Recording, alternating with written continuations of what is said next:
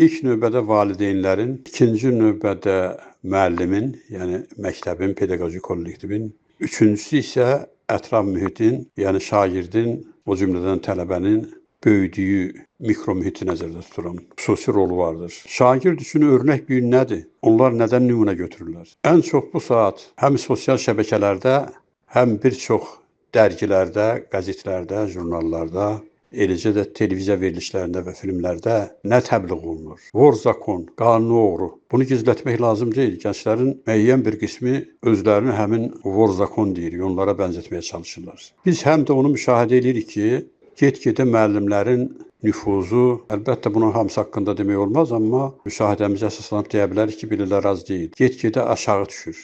Bəs müəllim nüfuzunu necə yüksəltmək olar, necə qaldırmaq olar?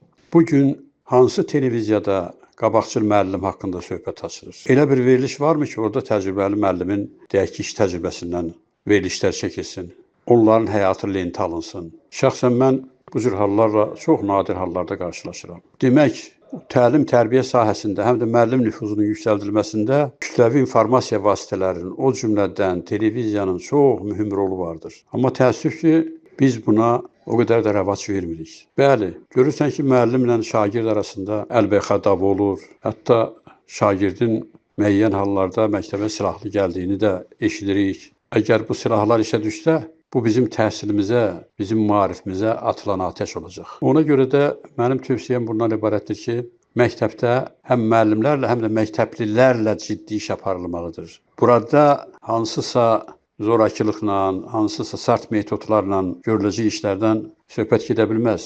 Dünya təcrübəsi var. Dünyanın qabaqcıl maarif sistemlərinin və maarif xadimlərinin təcrübəsi var. Onlara istinad eləmək lazımdır. Sözümüz canı budur ki, məktəb, yəni ilk növbədə müəllim, valideyn kollektivi, yəni ki, burada şagirdin böyüdüyü mühit, eləcə də ətraf mühit. Ətraf mühit deyəndə bu geniş bir anlayışdır. Yəni onların kimlərlə dostluq olması, hansı deyək ki, filmlərə gedib baxması, kimlərlə oturub durması, tendensiozlu məsələləri də var. Onu da üstü örtülü deyə bilərəm ki, görürsən ki, o içkiyə, ondan sonra narkotikaya meyil eləyənlər də var. Bunu da gizlətmək olmaz.